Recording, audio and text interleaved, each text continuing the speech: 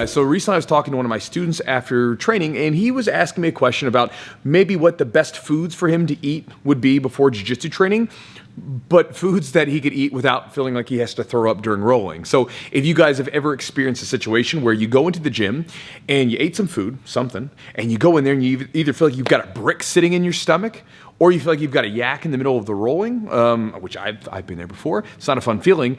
And so what ends up happening is a lot of times people will go for hours throughout the day without eating a meal because they don't want to feel sick when they go to jiu-jitsu training.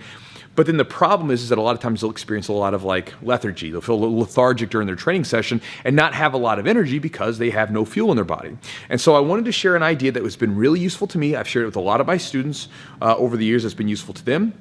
And so I'll share with you guys, especially if you guys are either new to jiu-jitsu or in your first couple years and maybe still kind of figuring some of this stuff out. It'll be very useful to you with what would be the better foods to eat before training. And then you can try this out for yourself and see if it works. Now, quick warning on the video. This is not going to be like keto or low carb friendly. I eat a diet that has a lot of carbs in it. I like carbs for training and stuff like that. So, you know, again, just for the record, carbs don't make you fat. Like, again, it's okay. Like, anyway, I don't want to get into it with diet. So let's jump into this real quick. So first things first, let's talk about the methodology behind it, and then we'll get into the specific foods that I eat, and then it'll give you some ideas to try out, but it'll also allow you to swap in with whatever foods you may prefer opposed to the ones that I get into. So with the methodology, a lot of times when I talk to students who will eat a meal before training and they feel sick, when I ask them what they ate before training, they'll explain it to me, and a lot of times there's a fair amount of fat in there. When I say fat, basically you've got three main macronutrients. You have protein, carbs, fats, right? Well, they have a lot of fat in there. Now, fat is a very necessary and important part of any diet, but the problem is with around training sessions, like especially beforehand, fats are the hardest macronutrient for your body to break down, which in turn will make you feel fuller longer, and they suppress your appetite. Now, the suppressing appetite is not necessarily a bad thing, but the feeling full longer is a problem because you don't want to feel full.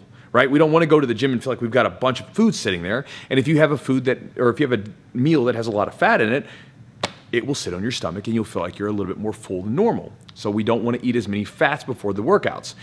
We typically keep it more on carbs and protein. And then afterwards, you can add fat into the meal, but I typically keep my meals both before and after my hardest training session of the day. I'll keep those a little bit more carb heavy and protein heavy, a little bit less on the fats, unless it's an evening meal, which I'll add more fats into it.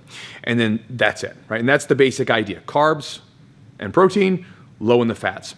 Now, what does this look like when you're actually eating food, right? Well, this could be like chicken and rice. It's a very simple meal. I'll typically eat chicken and rice maybe hour and a half to hour, somewhere in that range before training, and I'm fine. But any sort of like really lean meat and then some rice, I can eat that and I'm ready to train, no problem.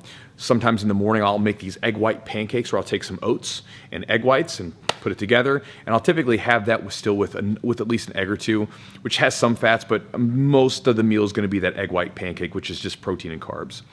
If I'm in a pinch, protein shake with either a piece of fruit or some oats in there, or you can even do a protein shake and like a Pop-Tart sometimes just for the carbs, just to get them in there right before training. And if for some reason, if you're really sensitive, with your stomach's really sensitive,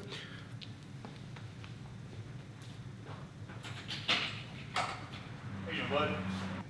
All right, just get your autograph. You don't care. all right. There you go, sir. All right, what's that last name? Albin, A-L-B-I-N. All right, thanks, bud. Appreciate it. So in the middle of doing the video, I got some packages delivered. One of them, which is pretty cool. So we do a toy drive at my gym every year for Christmas. Right here. We do a toy drive at my gym for Christmas every year to donate to some local families, gifts and stuff like that to help out some families in need.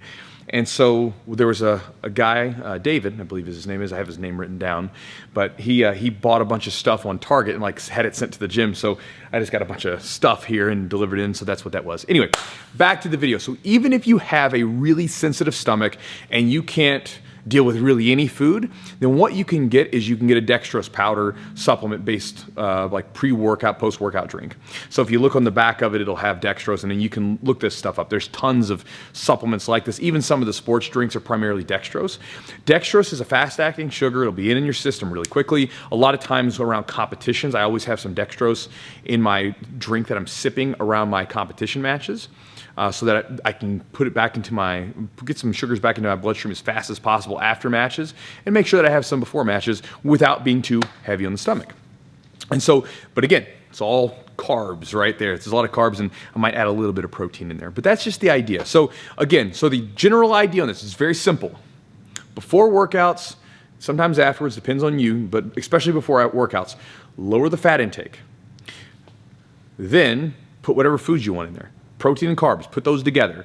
Lots of carbs are fine for training. You can always adjust them. Again, carbs are really going to be relative to you. But for me, I have my higher carb meals around my workouts, and I lower the carbs down throughout the day and add my fats up throughout the rest of the day when I want to feel fuller longer and I want to feel satiated, that sort of thing. So hopefully that's useful to you guys. And again, because this is a dieting tip, I know there's so much like dieting nonsense out there, right? Everything from like you don't eat meat to all you eat is bull testicles. I mean, it's so silly. Try it out for yourself.